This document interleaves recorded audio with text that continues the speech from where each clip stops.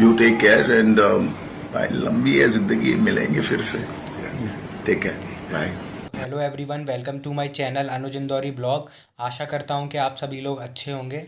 तो गाइज़, मैं आज ब्लॉग नहीं बना रहा हूँ क्योंकि मेरा थोड़ा मूड ऑफ है। जैसा कि आपको पता है कि सिद्धार्थ शुक्ला सर का निधन हो गया है, तो उसी के कारण मेरा ब्लॉग करने का भी बिल्कुल भी मूड नहीं है।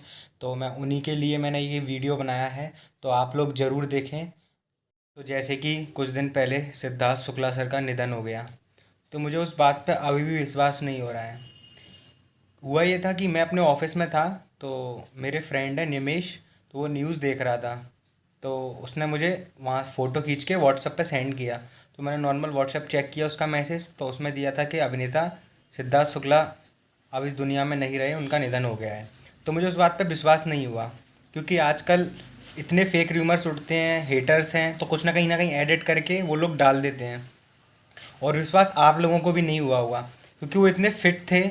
और अभी ऐसा भी नहीं है कि उनको कोई बीमारी हो या कुछ ऐसा हो, या वो पहले से ही हॉस्पिटल में हों, तो मान लें कि हाँ चलो उनको कुछ हुआ हो। बट ऐसा कुछ नहीं था, वो एकदम फिट फाइन थे।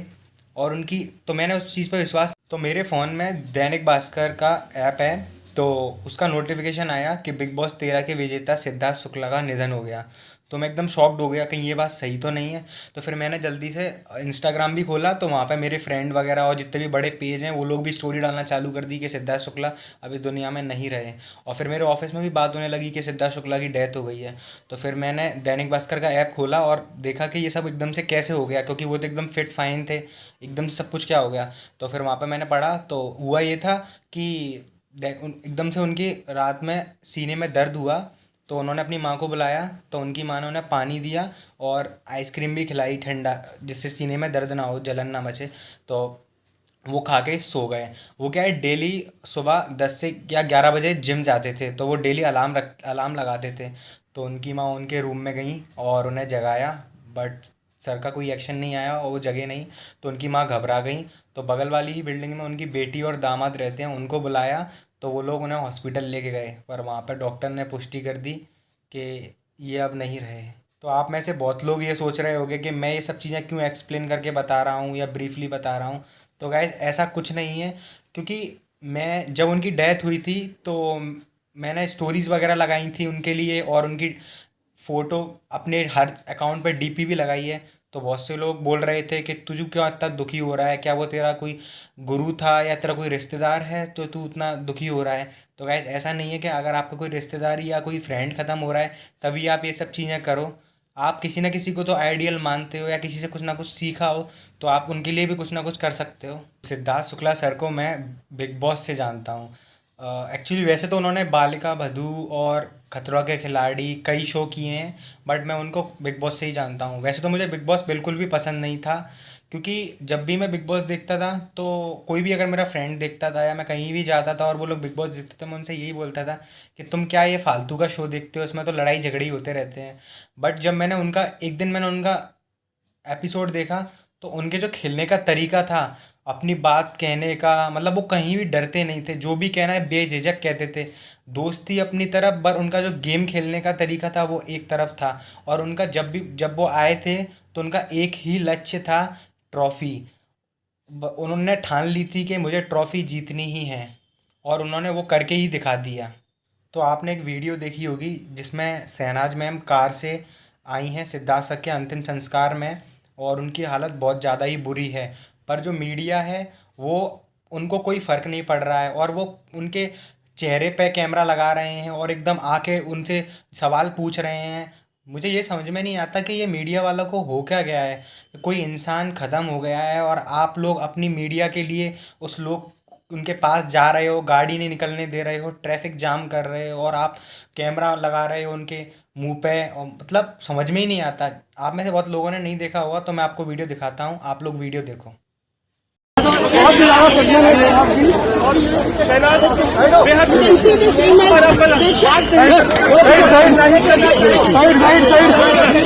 साइड साइड साइड आप देख सकते हैं।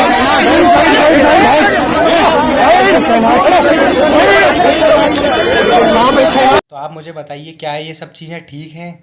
कि मतलब कोई इंसान खड़े होने के हालत में नहीं है, बोलने के हालत में नहीं है, और मीडिया वाले उसकी कार घेर लेते हैं जैसे ही वो आते हैं और उनसे सवाल करना चालू कर देते हैं और उनके मुंह पे कैमरा लगा रहे हैं। तो मुझे ये चीज़ें बहुत देख के बहुत बुरा लगा। और कई एक्टर वगैरह ने भी इस चीज़ में ट्वीट करा था कि मीडिया वाले कहीं ना कहीं कैसे भी पहुंच जाते हैं और सवाल करना चालू कर देते हैं। तो ये चीज़ बहुत गलत है।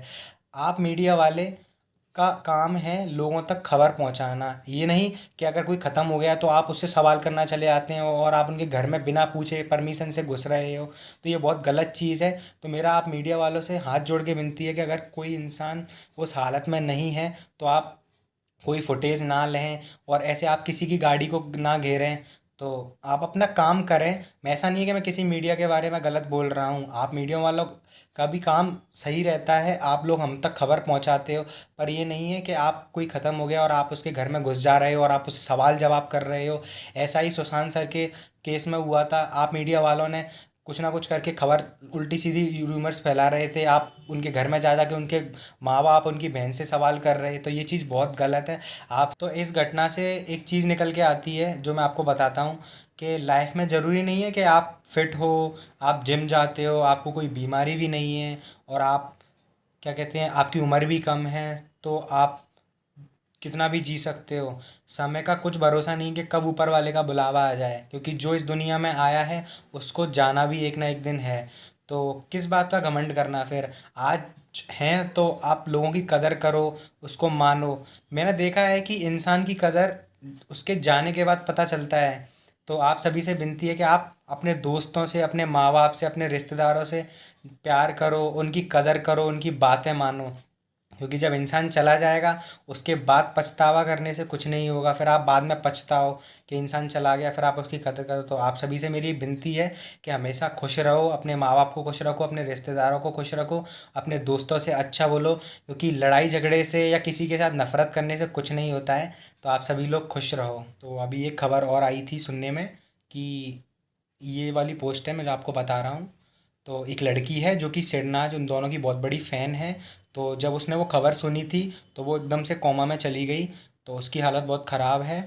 तो मैं उस पोस्ट में कमेंट पढ़ रहा था तो कुछ लड़कों ने कमेंट किए उसके बारे में कि ये लड़की क्या पागल है, इस फालतू एक्टरों के चक्कर में अपनी कोमा में चली गई है, और उनके माँ बाप इनके लिए इम्पोर्टेंट नहीं है क्या। मतलब उस लड़की के बारे में इतना गलत बोल रहे हैं।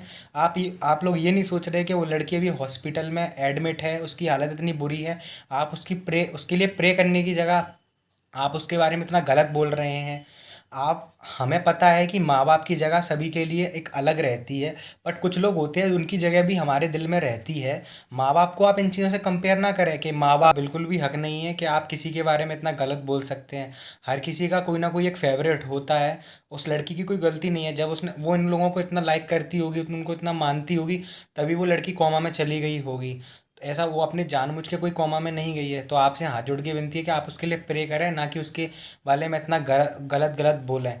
तो सिद्धार्थ सर, आप जहाँ कहीं भी हों हमेशा खुश रहें, मुस्कुराते रहें। मेरे दिल में आपके लिए हमेशा जगह रहेगी।